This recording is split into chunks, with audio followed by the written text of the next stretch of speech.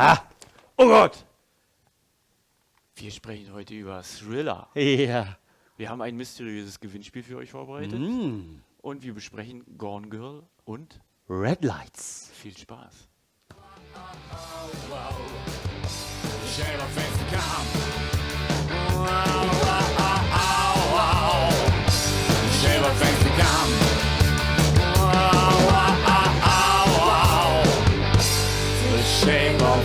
to come.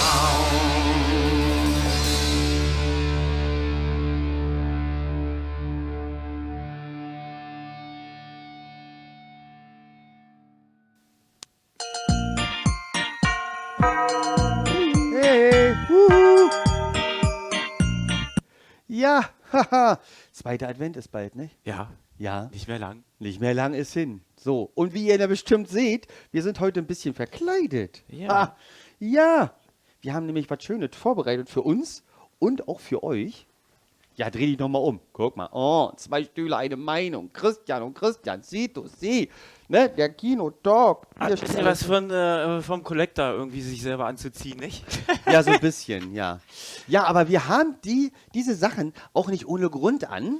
Ja, erstens natürlich, ja, damit man auch mal weiß oder vielleicht auch mal tragen kann, was wir hier so produzieren, damit man auch mal sagen kann, oh, wir sind große Fans Ja, von uns selbst. von uns selbst. Aber ihr könnt das Ganze natürlich auch anziehen und zwar unter ganz verschiedenen Möglichkeiten. Und eine wollen wir euch heute nämlich vorstellen und zwar ein Gewinnspiel. Ein mysteriöses Gewinnspiel. Für den Gewinner gibt es dann natürlich ein wunderschönes Shirt Ja. für unter den Weihnachtsbaum. Ja, es ist ja auch bald, ne? Weil Nikolaus ist ja jetzt schon vorbei. Sozusagen, ja.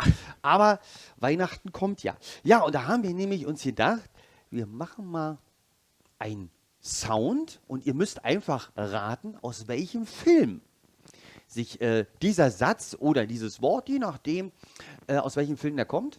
Und das schreibt ihr uns am besten in die Kommentare rein. Sehr Und- wichtig. Sehr wichtig. Und dann werden wir in der nächsten Sendung alle richtigen Antworten, die in den Kommentaren stehen, sammeln. Und dann werden wir wahrscheinlich ein Glas vorbereiten oder ein Zylinder oder irgendwas Hübsches. Und dann werden wir uns ein bisschen durchwühlen. Und den oder diejenige, die wir dann rausziehen, die weiß ja denn, wer gemeint ist, die kann sich dann bei uns melden. Und dann werden wir Und wir machen ein schönes Shirt für sie fertig. ein schönes Shirt für sie fertig und dann werden wir es natürlich auch zuschicken. Das haben wir vor, jetzt demnächst und vielleicht auch öfter. Ja, mal gucken, Ne? Also genauso eigentlich wie es immer regelmäßig passt. wie unsere schönen Trailer, die wir Genau. auch hinten ranpacken, werden wir wahrscheinlich jetzt auch öfter mal ein Gewinnspiel dann machen. Ja, und heute großes Thema. Ja, Thriller. Thriller. Also wir waren ja tätig letzte Woche und haben natürlich auch den einen oder anderen Film geschaut. Ja. Und unter anderem war da ein wunderbarer Evergreen-Film von 2014, nämlich Gone Girl dabei. Oh ja. Mit Ben Affleck und Rosamund Pike. Und ich würde mal sagen, wir schauen, bevor wir drüber reden, Richtig. schauen wir uns am besten erstmal wieder den Trailer an, damit ihr genau wisst, um welchen Film es geht, damit ihr schon mal einen kleinen Eindruck habt und dann werden wir uns doch ein bisschen austauschen. Werden drüber. wir mal ein bisschen auseinandernehmen, den Film. Genau. Natürlich nicht so viel, dass ihr im Grunde genommen auch nicht zu viel wisst, dass wir nicht zu viel spoilern. Aber wie Ja. gesagt, Trailer ab. Ich würde sagen,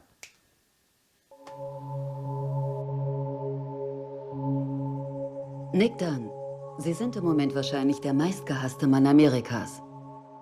Haben Sie Ihre Frau umgebracht, Nick? Alle haben uns immer und immer wieder gesagt, die Ehe ist harte Arbeit. Nicht für mich und Nick. Wie Sie alle wissen, ist meine Frau, Amy Elliott Dunn, vor 3 Tagen verschwunden. Ich habe nichts mit dem Verschwinden meiner Frau zu tun.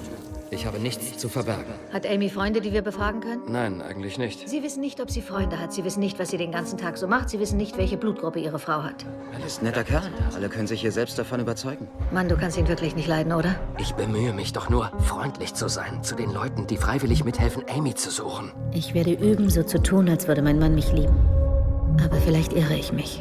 Haben Sie den mit der Brille schon mal gesehen? Amy ist der Typ Frau, die Bewunderer anzieht. Wer immer sie hat, wird sie wieder loswerden wollen. Ich hoffe, sie kann mir sagen, was das ist. Wollen Sie mit Amy auf Schatzsuche? Haben Sie diese Frau schon mal gesehen? Ja, an die erinnere ich mich. Ich kenne sie. Sie waren Freiwilliger bei der Suchaktion. Ich wollte nur helfen. Was wollte sie? Sie wollte eine Waffe. Wir sind alle in Sorge, aber wir haben einander. Ich fühle mich wie etwas, das man wegwirft, wenn man es nicht mehr braucht. Ich fürchte, es gibt mich bald nicht mehr. Das Typische für den Soziopathen ist der Mangel an Mitleid.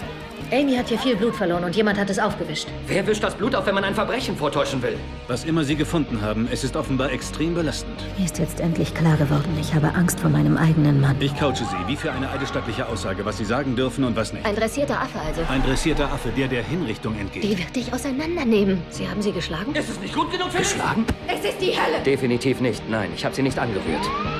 Wir glauben inzwischen, dass Nick schuld ist am Verschwinden unserer Tochter. Ohne Leiche, ohne Mordwaffe. Können die nur hoffen, dass Sie ein Geständnis ablegen? Weiß jemand schon genaueres? Sei endlich ehrlich zu mir. Wie war eure Ehe, Nick? Fragst du, ob ich meine Frau umgebracht habe? Mein Traummann. Dieser Mann könnte mich umbringen. Und was ist mit meiner Sicht? Dieser Mann könnte mich umbringen. Ihre eigenen Worte. Dieser Mann könnte mich tatsächlich umbringen. Kennst du das Sprichwort, die einfachste Antwort ist meistens die richtige? Ja, ja. Aber ich glaube eigentlich nicht, dass es stimmt.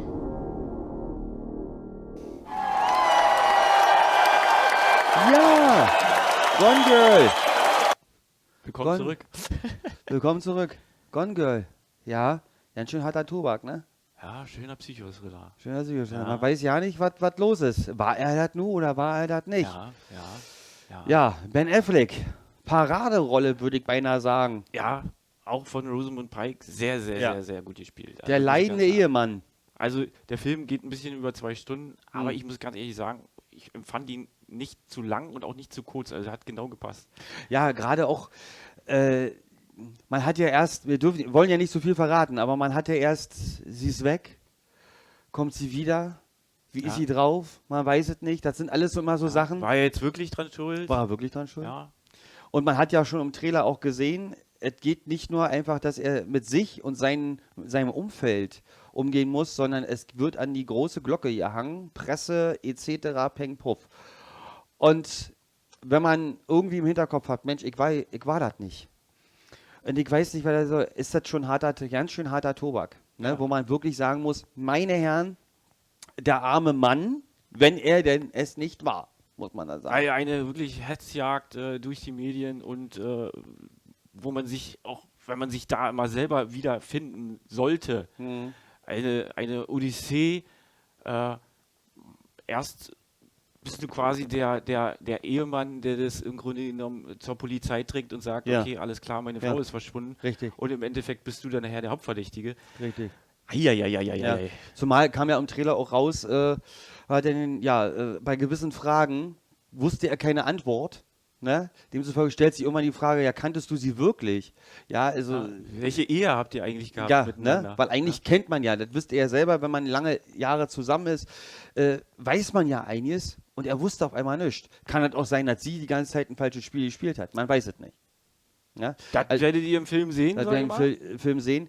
Aber wirklich, gerade auch Rosamund Pike finde ich ja sowieso immer so als, sie kann über Stunden lang eine Mimik machen, wo man ja nicht weiß, bist du traurig, bist du glücklich, wie siehst du die Welt, ne? Ja. Also beim Bund hat man früher immer gesagt, ausdruckslos gucken. Also wenn einer ausdruckslos gucken kann, dann ist das Rosamund Pike, finde ich. Ja. Und zum Teil aber dieser Blick ja dann aber auch so gefüllt ist mit einem Charakterzug, sag ich mal, oder eine Charaktereigenschaft, die in diese Rolle im Grunde mit eingebracht wurde, wo ich echt sagen muss, doch, das kauft man ihr sofort ab. Ja. Also Ja.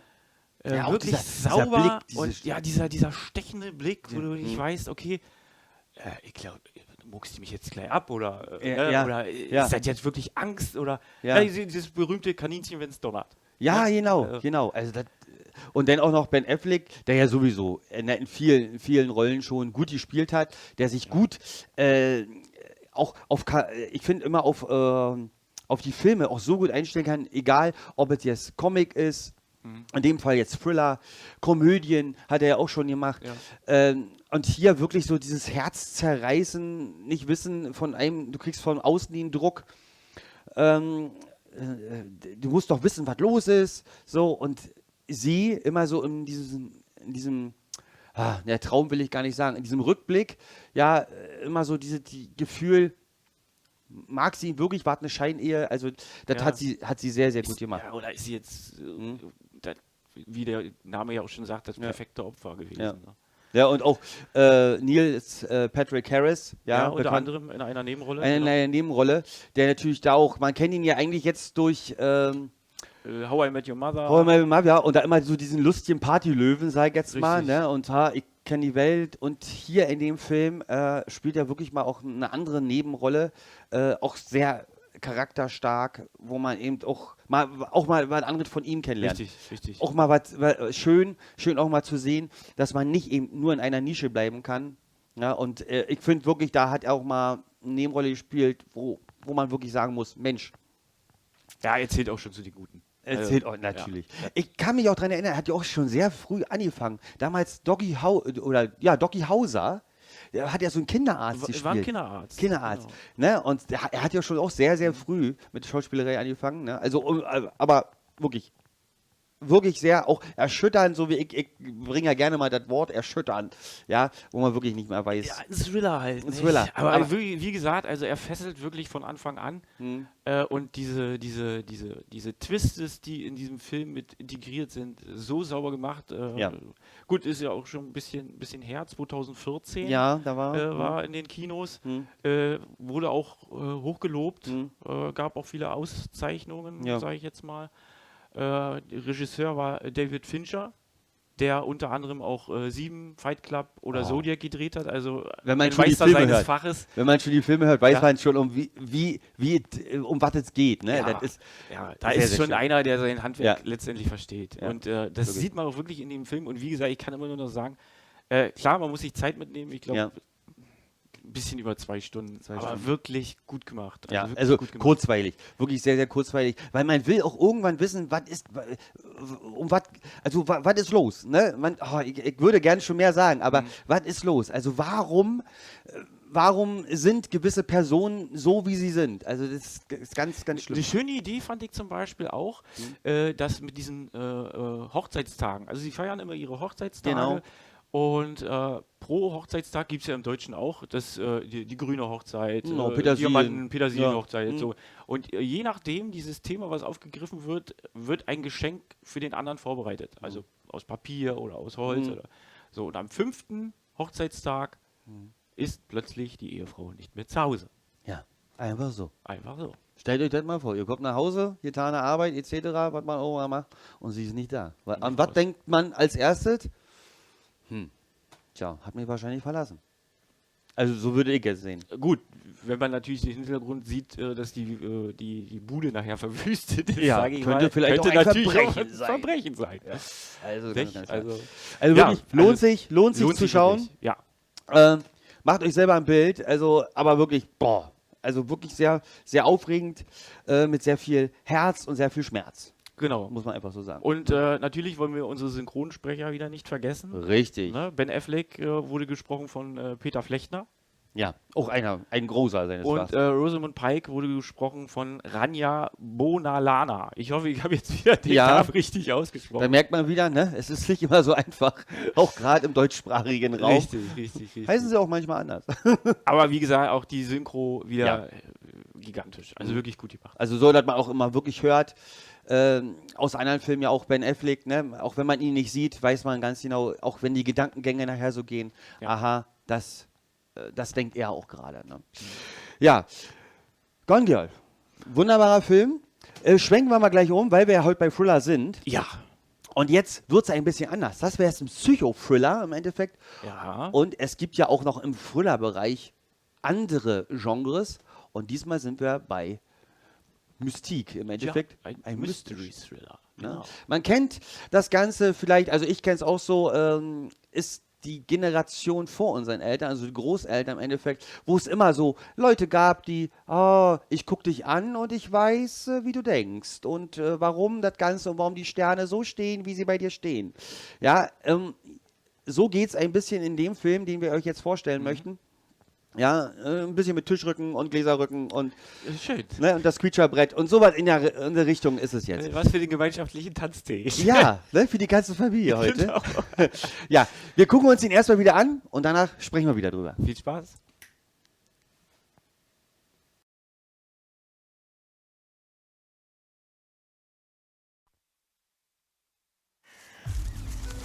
Dr. Matheson, danke, dass Sie gekommen sind. Sie können sich nicht vorstellen, wie erleichtert ich bin. Aha, nur ist das hier Dr. Matheson.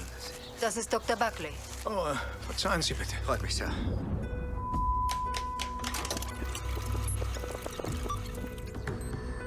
Es gibt zwei Arten von Menschen mit besonderer Begabung. Die glauben, sie hätten irgendwelche speziellen Kräfte.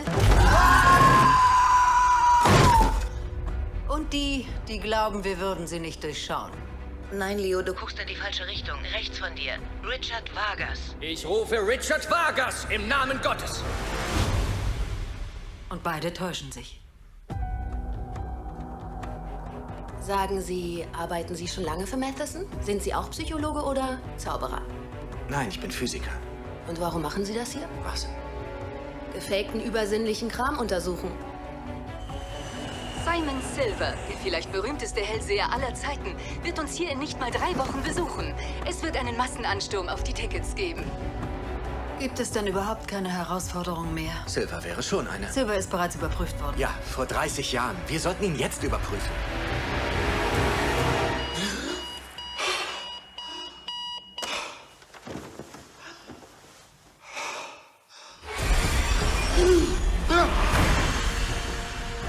Vergiss Silver, Tom. Es gibt Dinge, die muss man nicht unbedingt wissen. Er ist gefährlich, Tom. Halte dich von ihm fern. Es gibt nur einen Weg, Zugang zur Wahrheit zu erlangen. Sie haben keine Ahnung, in was für einer Scheiße Sie da stecken!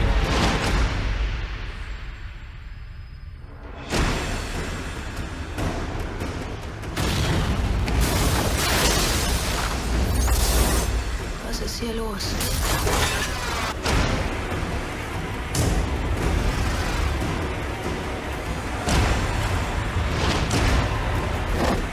Fordern Sie mich heraus! Stellen Sie meine Kräfte in Frage!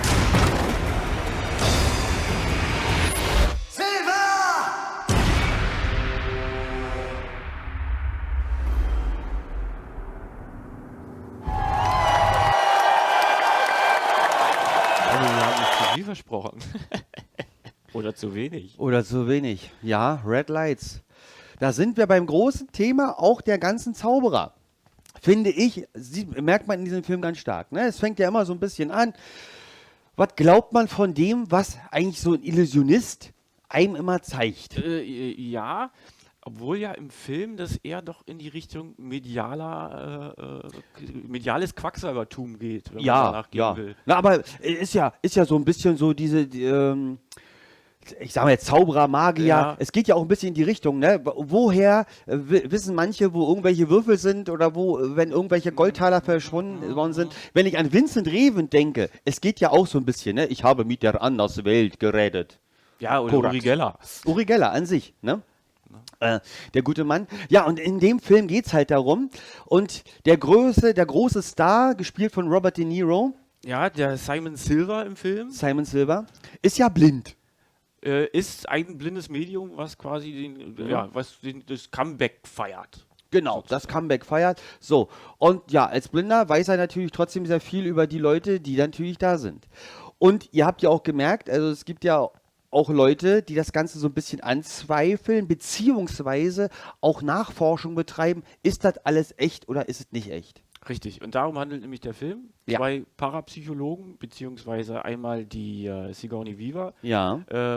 spielt Margaret Matheson. Ja, also sie ist ja, glaube ich, auch schon die erfahrene. Sie ist die Chefwissenschaftlerin einer parapsychologischen Abteilung. Genau. Und der junge Cillian Murphy in seiner Rolle als Tom Buckley ist der Adju, beziehungsweise wächst mit seiner Mentorin in seine Rolle rein als Wissenschaftler. Ich finde ja, Cillian Murphy hat ja auch schon bei Batman in dem ersten, also Beginnings, da war er hat an sich, ich finde, der Schauspieler an sich hat schon sowas Mystisches an sich. Ja, er hat auch so einen stechenden Blick. Stechenden Blick, hager, weiße Haut, diese schwarzen Haare, auch so dieser Haarschnitt.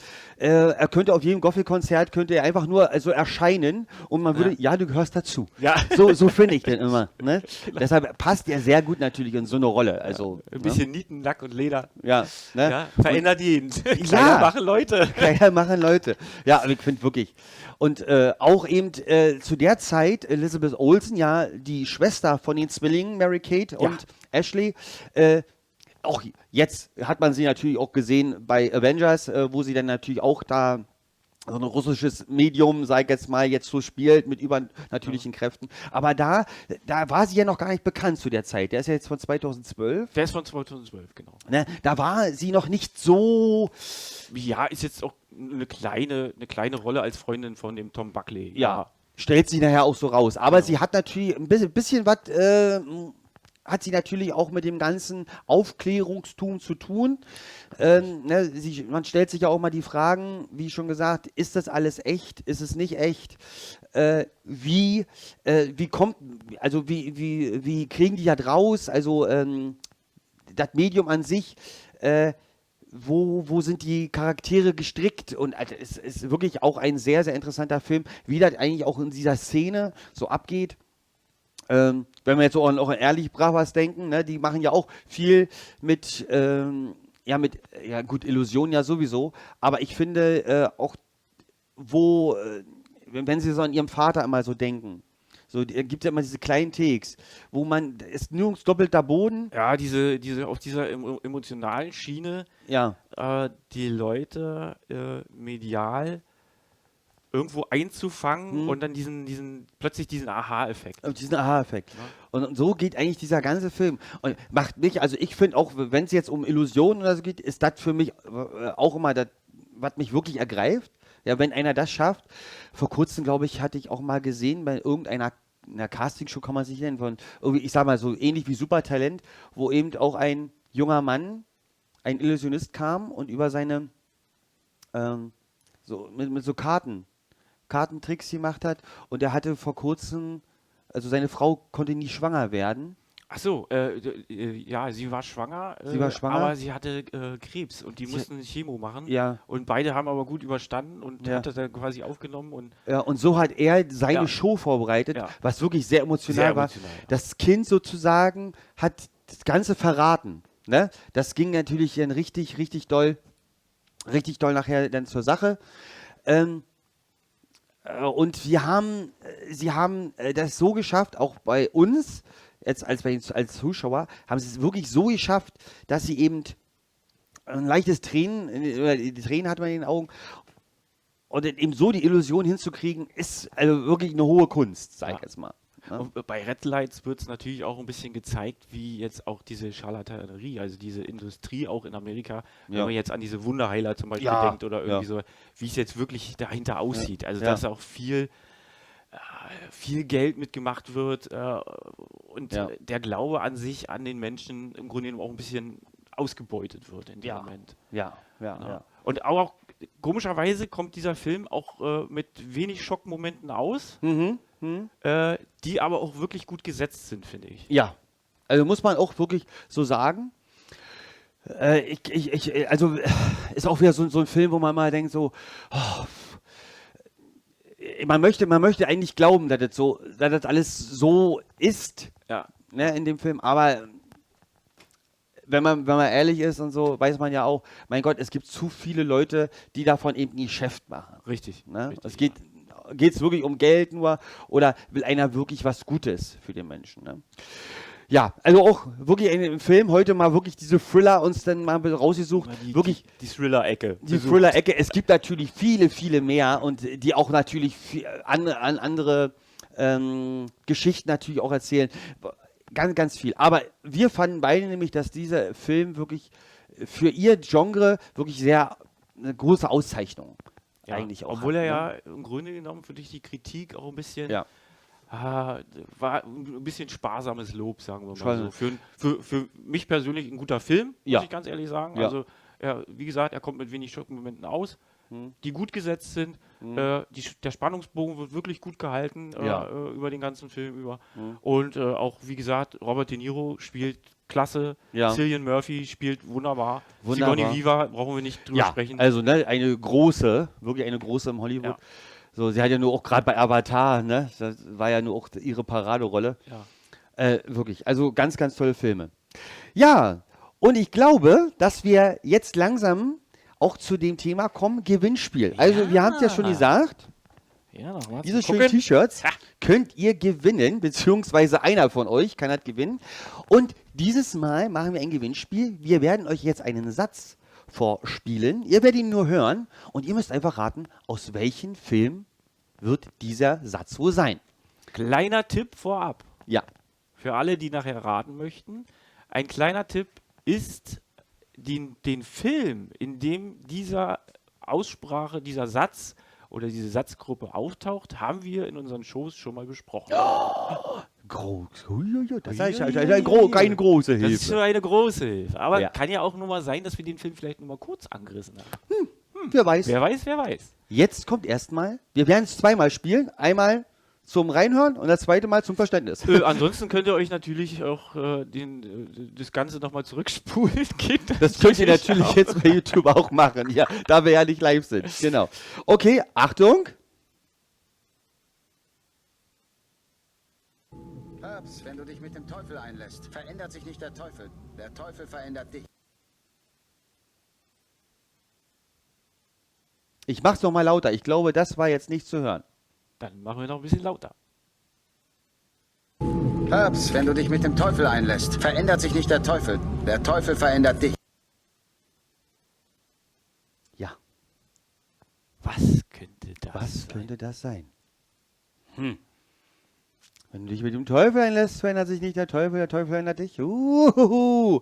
Also, ich würde sagen, spannend. Schreibt uns das in die Kommentare, was ihr denkt, welcher Film es sein kann. Natürlich gibt es große Hilfen, gerade da, wo wir auch gerade ausstrahlen. Ja, aber muss auch immer wissen, nach was muss man suchen. Ne? Richtig.